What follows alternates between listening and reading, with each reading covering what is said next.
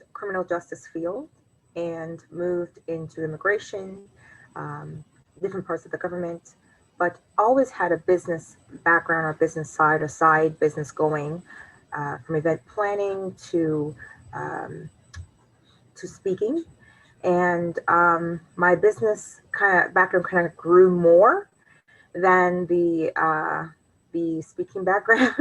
And then I started to balance out, and I just have to find out a bit about in regards to where I wanted to be. So 2 years ago, I ventured out of the corporate and side trucking business and got fully into entrepreneurship in trucking as well as speaking. So I have two businesses. One right now is being really affected by COVID. That is a speaking business. So I've gone more to the life coaching part of it and do life coaching via Zoom as well as over the phone.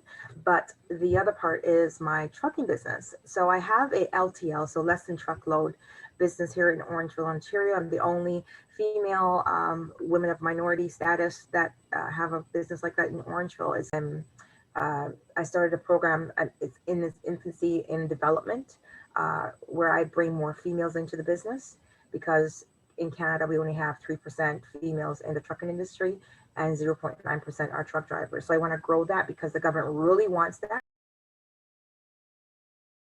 Toastmasters, I went through a really difficult time in my life, and I lost my voice in regards to having power.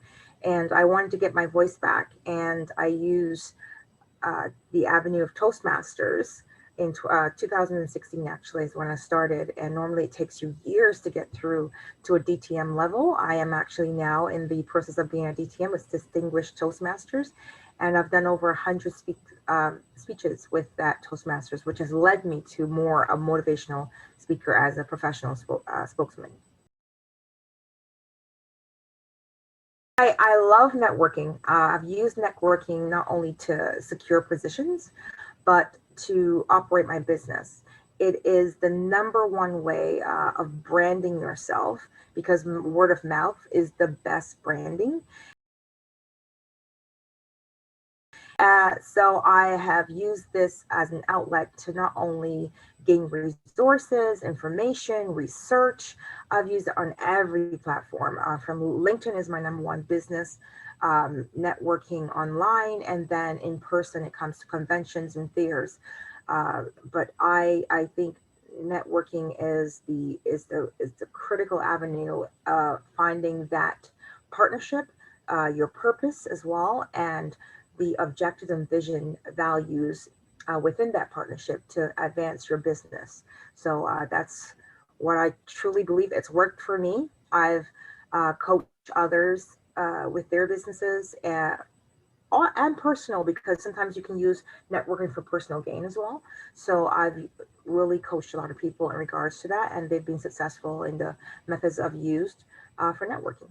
About LinkedIn is you have to remember that your purpose, first of all, once you know your purpose of your business and the purpose of finding a connector, you would know how to navigate on LinkedIn. The biggest and the most important advice I can give to anyone when it comes to LinkedIn is you do not want to waste your time on people that do not make decisions in a company. So that is the first thing you need to do, is to find out who those people are online, those first connectors that can make the decisions for you. That's who you want to connect with. That's who you want to introduce your business to. That's who you want to send a note to. It's worked for me. I've secured so many contracts within Canada and the US. I have created partnerships. I have found drivers. It's just a great, like, you have all this network, you have all this profit right in front of you. Just take advantage of it. That's how I see it. There's another thing. Here's another part when it comes to networking. You have to go where you're wanted. So for example, after I did all my research and I saw that the government really wants all these females in the trucking industry, I started rubbing elbows with the government. Why not?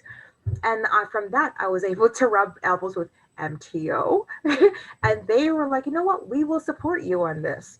And so you just have to know your purpose. It's very important to know your purpose, and that's how I'm growing my LTL business in Orangeville, Ontario.